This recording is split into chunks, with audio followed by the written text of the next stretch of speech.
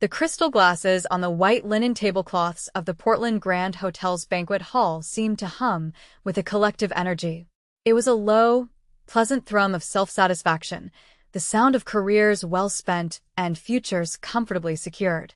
I stood at the back of the room, a ghost at my own father's feast, clutching a small, elegantly wrapped box in my hands. The floral scent of the centerpieces was cloying, mixing with the expensive perfumes of the wives and the faint, masculine aroma of whiskey and cigars. My grip tightened on the box, the sharp corners of the velvet case inside digging into my palm. I forced my face to remain a mask of placid neutrality, a skill I had perfected over 39 years of being Harold Bennett's daughter.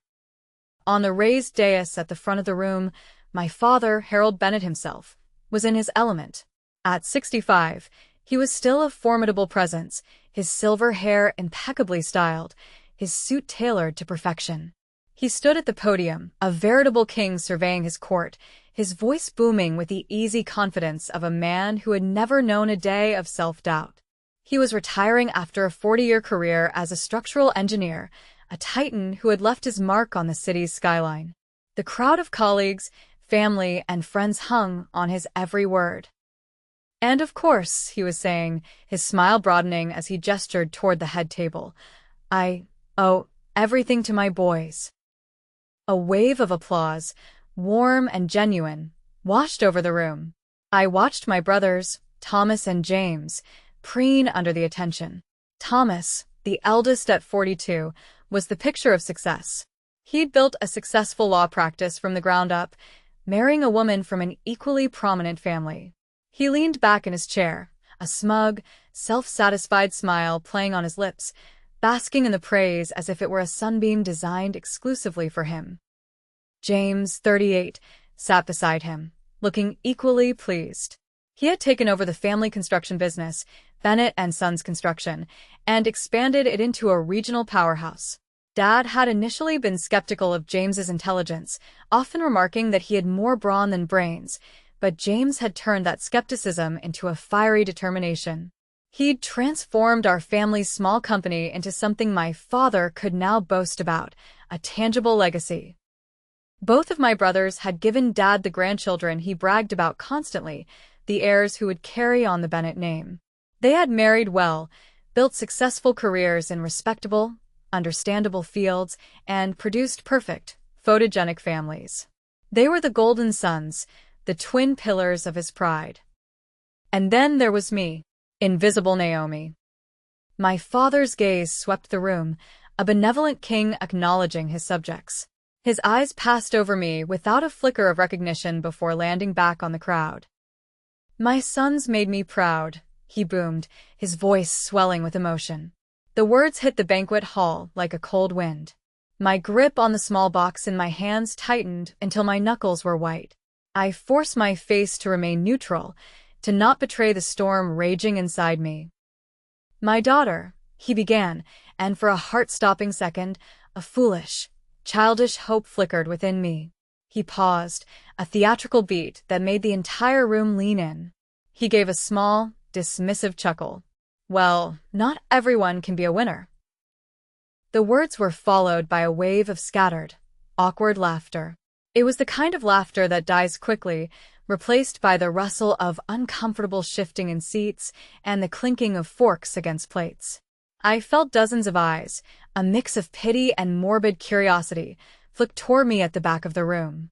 I stood frozen, the small box in my hand suddenly feeling as heavy as a tombstone. My entire life, I had been chasing his approval, a carrot he dangled just out of reach, and in one casual, public sentence, he had just confirmed what I had always suspected he believed. I was his biggest failure. My name is Naomi Bennett. I'm 39 years old, and tonight was supposed to be about celebrating my father's 40-year career as a structural engineer. Instead, it became another reminder of why I'd spent most of my adult life trying to prove myself to a man who would never truly see me. My father's colleagues from North Peak Engineering filled the tables, their wives dressed in their finest, everyone eager to honor Harold Bennett's distinguished career. Everyone except me seemed genuinely happy to be there. He continued his speech, oblivious to the bomb he'd just dropped. He talked about legacy, about building things that last. He spoke of bridges and skyscrapers, of concrete and steel. The irony wasn't lost on me that the man who built bridges for a living had never learned to build one to his own daughter. That was it. The final straw. The casual cruelty of it, delivered with a smile in a room full of people, was the final crack in the dam I had built around my heart. I had spent a lifetime swallowing my pride, forcing smiles at family gatherings, and pretending his indifference didn't carve a little piece out of me each time. As Dad wrapped up his speech, thanking everyone for their years of friendship and collaboration, a quiet resolve settled over me. I made my decision. I started walking toward the front of the room. My heels clicked against the polished hardwood floor, a stark, rhythmic sound in the relative quiet that followed the applause. Conversations quieted as people noticed my movement. Heads turned. I could feel the ripple of confusion spread through the crowd. I kept my eyes fixed on my father, who was just stepping down from the dais. My family at the head table watched my approach with varying degrees of alarm. My mother's face was a canvas of confusion and worry. My brothers, Thomas and James, looked annoyed, their expressions clearly asking what I thought I was doing, ruining the perfect moment. But it was my father's face that I focused on. He looked surprised to see me approaching the podium, a faint frown creasing his brow. "Dad," I said, my voice carrying clearly across the sudden silence. I didn't raise it, I didn't need to. The room was already holding its breath. I reached the table and placed the small, wrapped box on the white tablecloth beside him, right next to the commemorative plaque his company had given him. "From your biggest failure," I said, my voice even and calm. The room went dead quiet. I could feel dozens of eyes on me, could sense the confusion and discomfort rippling through the crowd. My father stared at the box, then at me, his mouth slightly open. I didn't wait for a reaction. I turned and walked out. I didn't run. I walked with a deliberate, steady pace, leaving behind 40 years of disappointment and a lifetime of being underestimated. With each step, I felt a weight I hadn't even realized I was carrying begin to lift from my shoulders. The heavy cloak of his disapproval, which I had worn for so long, simply fell away. 20 minutes later, I sat in my car in the hotel parking lot, my hands shaking as I gripped the steering wheel. Through the large windows of the banquet hall, I could see the party continuing, though the energy seemed different now. People were probably wondering what had just happened, what was in that box, why Harold Bennett's daughter had made such a scene. The truth was, tonight had been building for decades. Growing up in the Bennett household meant understanding your place in the hierarchy. Dad was the undisputed king, the brilliant engineer who designed structures that would outlast us all. Mom was his devoted queen, managing the household and supporting his career with unwavering loyalty. Thomas and James were the princes, groomed from childhood to carry on the family tradition of building things that mattered. And I was the spare. I remember being 8 years old, bringing Dad a detailed drawing I'd made of a robot that could help sick people. It had articulated joints and a compartment for medicine. I had spent weeks on it. He glanced at it for maybe 3 seconds before handing it back. "That's nice, sweetheart," he'd said, his attention already returning to the blueprints on his desk. "Why don't you go help your mother in the kitchen?" Later that day, he spent an hour in the backyard, coaching Thomas on his baseball pitch. When I was 12, I'd won the regional science fair with a project on biomedical engineering. It was a rudimentary model, but the concept was sound. Dad had missed the award ceremony because James had a baseball game. "Sports build character," he'd explained later, ruffling my hair dismissively. "Science projects are just hobbies." The pattern continued through high school. While my brothers were encouraged to take advanced math and engineering courses, I was steered toward more suitable subjects. When I insisted on pursuing pre-med in college, Dad had sighed and said, "Well, nursing is a respectable career for a woman." "I want to be a doctor, Dad," I'd replied, my voice tight with frustration. "Not a nurse." "Let's see how long that lasts," he'd said with a dismissive wave. It lasted. It lasted through medical school, through my residency, through my fellowship in biomedical engineering. It lasted through the countless nights I spent in labs and libraries while my brothers were getting married and having children. It lasted through every family gathering where Dad introduced Thomas as my lawyer son and James as the one taking over the business, while describing me as still figuring things out. Even when I started my own company 5 years ago, Lumerin Publishing, developing medical devices that were revolutionizing patient care, Dad remained unimpressed. "It's a nice little side business," he told relatives, his tone implying it was a quaint hobby to keep me occupied. "Though I worry she's not focused enough on finding a husband." The little side business now employed 200 people and had just closed a $50 million funding round. My latest invention, a non-invasive monitoring device for cardiac patients, was being used in hospitals across the country. 3 universities had offered me research positions. Forbes had called me the most innovative biomedical engineer under 40. But tonight, at his retirement party, I was still just the daughter who never had what it takes. My phone rang, pulling me from my reverie. The name Thomas flashed on the screen. I almost ignored it, but a morbid curiosity made me answer. "Naomi? What the hell was that?" His voice was sharp with embarrassment and confusion. "Dad's sitting here with tears in his eyes, and everyone's asking questions. What did you put in that box?" "The truth," I said simply. "What does that mean?" "Mom's freaking out, James is trying to calm everyone down, and Dad won't tell anyone what's inside. You need to come back and explain yourself." I almost laughed. Even now, even after what I'd just done, Thomas was more concerned about appearances than understanding. "I don't need to do anything, Thomas. I've spent 39 years trying to explain myself to this family." "You're being dramatic. Dad loves you. We all do. He just..." "Just what?" I snapped, the calm I'd felt beginning to fray. "Just thinks I'm a failure? Just never bothered to learn what I actually do for a living? Just introduced his retirement party guests to his 2 successful sons and his disappointing daughter." Silence stretched between us.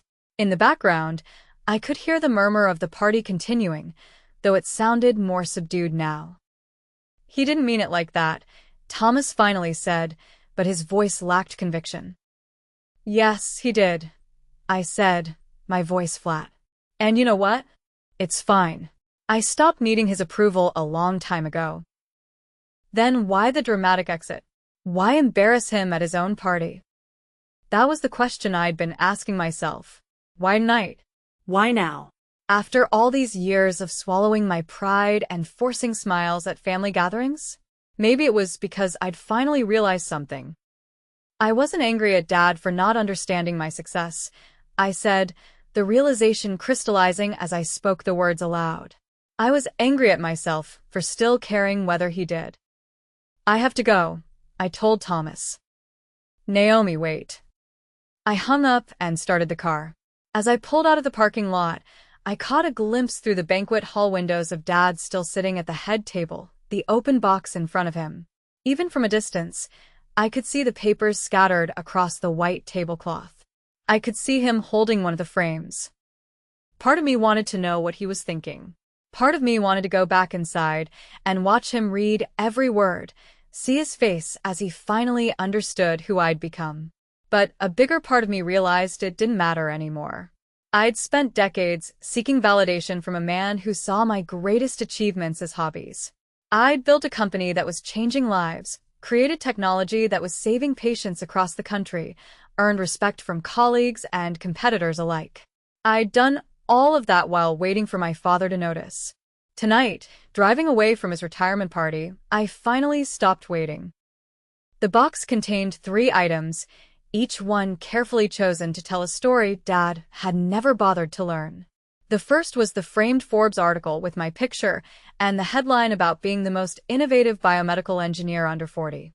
The second was the official certificate for the Harold Bennett Science Scholarship, the full-ride scholarship to Oregon State University for students pursuing biomedical engineering that I'd endowed with $500,000 of my own money. The third was a simple, framed photo of me at 8 years old, proudly holding my winning ribbon from the regional science fair, the one he'd missed. I hadn't known what I expected him to feel. Maybe I wanted him to feel the sting of regret, the crushing weight of all the moments he'd missed, all the praise he'd withheld. Maybe, in some small, vengeful corner of my heart, I wanted him to hurt the way he had made me hurt for so many years.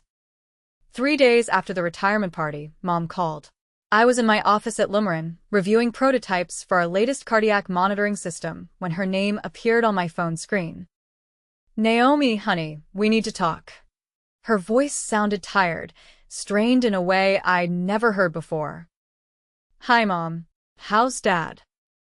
"That's what I'm calling about. He's not himself since the party. He keeps reading those papers you gave him over and over. He won't eat, barely sleeps. Yesterday, I found him in his office at 3 in the morning, just staring at that Forbes article.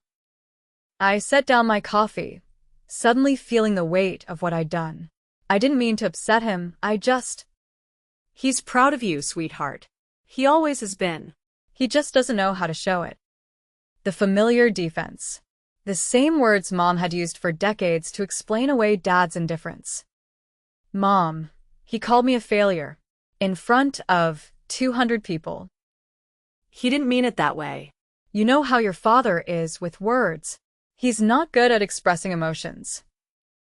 I stared out my office window at the bustling research lab below, where my team was developing technology that would help doctors save lives. He expressed himself pretty clearly about Thomas and James. That's different. He understands their work. Construction, law. These are things he can relate to. Your field is so complex. He's intimidated by it. Intimidated? The word caught me off guard. "Naomi, your father dropped out of college twice before finally getting his engineering degree. He spent his whole career building bridges and buildings, things you can see and touch. What you do, it's like magic to him. He reads your articles and doesn't understand half the words." I'd never known about Dad dropping out of college. In our family mythology, he was the brilliant engineer who'd always known his path. "He could have asked me to explain," I said quietly. "You know he couldn't. Harold Bennett doesn't ask for explanations. It would mean admitting he doesn't know something." Mom paused, and I could hear Dad's voice in the background, though I couldn't make out the words. "Naomi, there's something else. Something I need to tell you about that scholarship you set up." My chest tightened. The Harold Bennett Science Scholarship was the most personal thing in that box. It was a full-ride scholarship to Oregon State University for students pursuing biomedical engineering. I'd endowed it with $500,000, enough to support students for decades. "What about it?"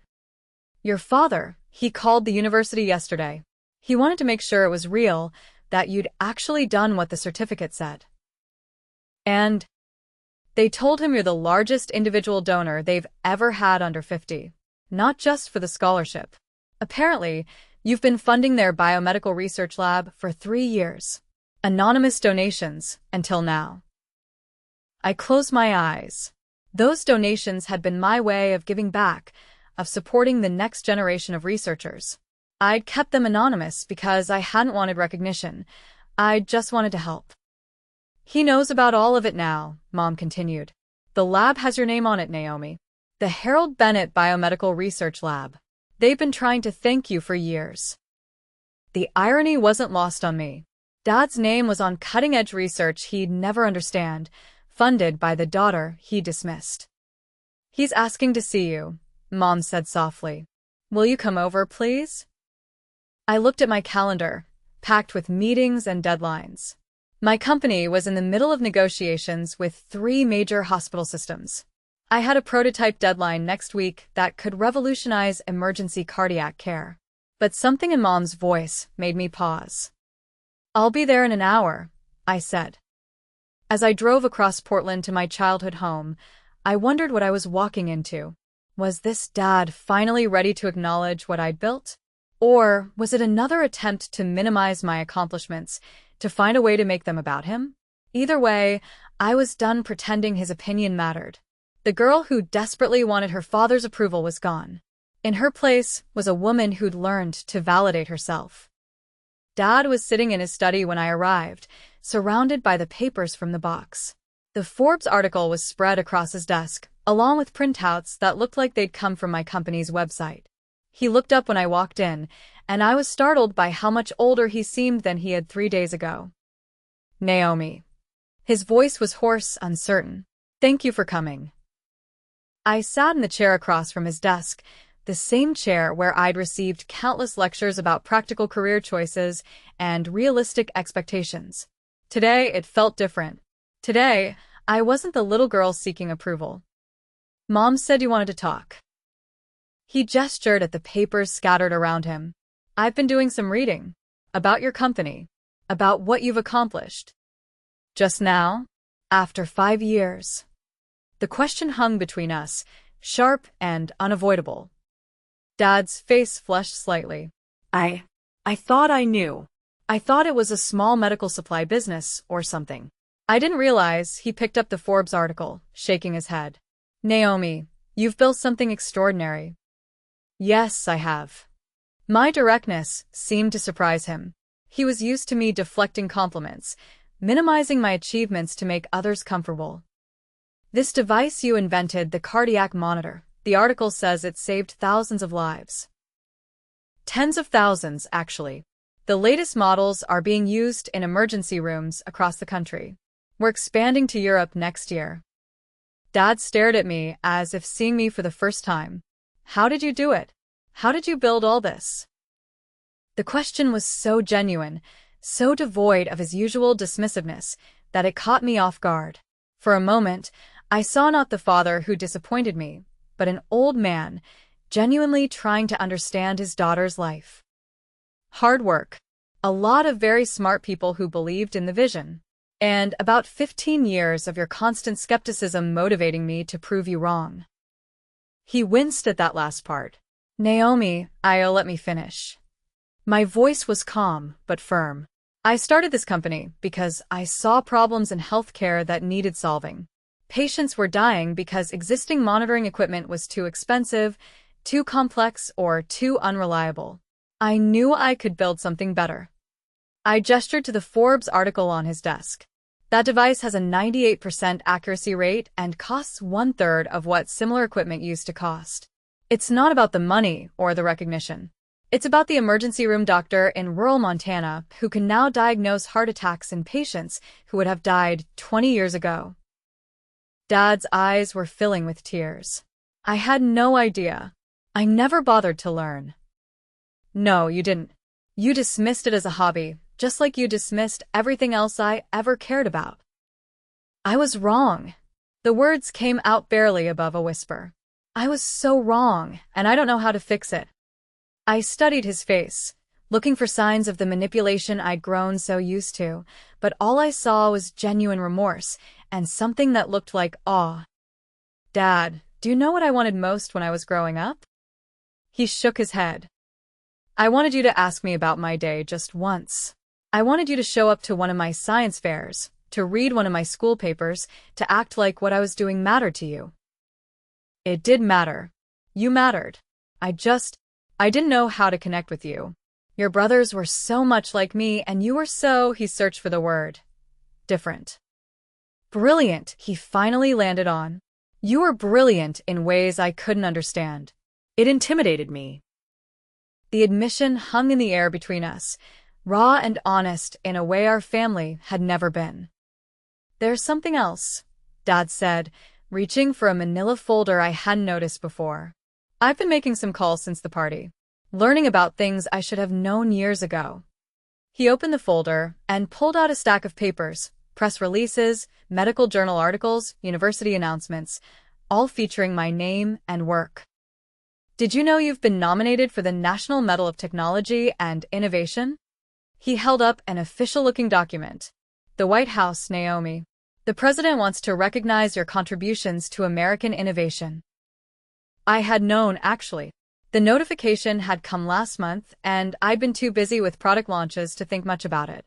Awards and recognition had stopped feeling important after years of working for personal satisfaction rather than external validation. And this, he pulled out another paper. You've been invited to present at the World Health Organization's Conference on Medical Device Innovation. They're calling your work paradigm shifting. Dad set the papers down and looked at me with something approaching wonder. How did I miss all of this? How did I have a daughter changing the world and not even notice? Because you never looked, I said simply. You decided who I was when I was 8 years old and never bothered to update your assessment. I know, and I'll regret that for the rest of my life. He paused, seeming to gather courage for something. Naomi, would you explain it to me? Your work. I want to understand. For 39 years, I dreamed of this moment. Dad finally asking about my passion, wanting to understand what drove me. Now that it was happening, I felt surprisingly detached from it. It's complex. Medical device engineering requires an understanding of physiology, electronics, material science, data analysis. I'm not as smart as you, he interrupted, but I'm not stupid. Try me. I studied his face, seeing genuine curiosity there. Slowly, I began to explain how cardiac monitors work, how I'd identified the flaws in existing technology, how my team had developed solutions that were more accurate and more affordable. Dad listened intently, asking surprisingly thoughtful questions. So the sensors you developed can detect irregularities that older machines miss? He asked. Exactly. And because our device uses machine learning algorithms, it gets better at diagnosis over time. It learns from every patient it monitors. He shook his head in amazement. That's incredible, Naomi. You're saving lives every day. The conversation continued for another hour. Dad asked about my team, my manufacturing process, my plans for expansion. For the first time in my life, he seemed genuinely interested in understanding my world. But something had shifted in me during those 3 days since the party. His attention felt too little, too late. I should go, I said finally. I have a board meeting this afternoon. Wait. Dad stood as I did. Naomi, I know I can't undo 40 years of not seeing you, but I want to try to do better. I want to be the father you deserved. I looked at him, this man who'd shaped so much of my early life through his indifference, and felt something close to pity. Not for his ignorance, but for everything he'd missed by choosing not to see me. I appreciate that, Dad. But I'm not the little girl who needed your approval anymore. I've built a life I'm proud of, with or without your understanding. I know you have. That's what makes this so tragic. I missed watching my daughter become extraordinary. I walked toward the door, then paused. For what it's worth, I hope you enjoy your retirement. You earned it. As I drove back to the office, I realized something had been resolved, though not in the way I'd expected. I'd finally gotten my father's attention, his respect, even his admiration, and I discovered it no longer mattered to me. 2 weeks later, I was in my office when Thomas called. I almost didn't answer. My relationship with my brothers had grown even more strained since the retirement party, but curiosity got the better of me. Naomi, we have a problem, he said without preamble. Dad's been calling everyone we know, telling them about your company, about your achievements. He's like a broken record. That's a problem? He showed up at my law firm yesterday with printed copies of that Forbes article. He cornered 3 of my partners in the break room and spent an hour explaining your cardiac monitoring device. He doesn't even understand what you do, but he's trying to tell everyone about it. I almost smiled.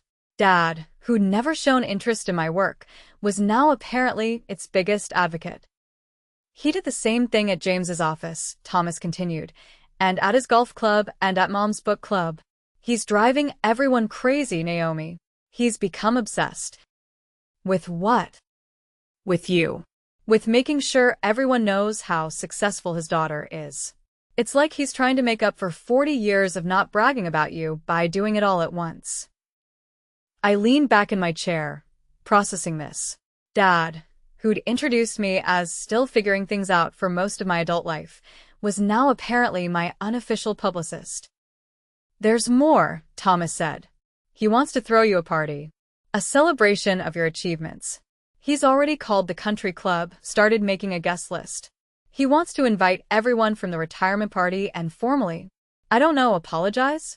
Introduce you properly?" The irony was thick. After a lifetime of being overlooked, Dad wanted to put me center stage. But now that he was finally ready to see me, I'd moved beyond needing to be seen by him. "Tell him no," I said. "What?" "Tell him I don't want a party. I don't need him to introduce me to people. I don't need his validation or his public apologies." "Naomi, he's trying. He's really trying to make things right." "I know he is. But that's for him, not for me. I'm not interested in being his redemption story." The next morning, Dad showed up at my office. My assistant tried to stop him, but he'd apparently charmed his way past building security and made it all the way to my floor. "We need to talk," he said, standing in my doorway with the same determined expression I'd seen him wear when tackling difficult engineering problems. "Dad, I'm in the middle of..."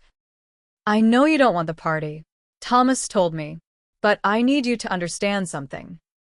He stepped into my office and closed the door behind him. "I'm not doing this for me. I'm doing it for you. I don't need you to do anything for me." "Yes, you do." His voice was firmer than I'd heard it in weeks. "Because I spent 40 years telling people you were just okay, just average, just my daughter who hadn't figured things out yet. And now I know the truth." "But they don't." He pulled out a folded piece of paper from his jacket pocket.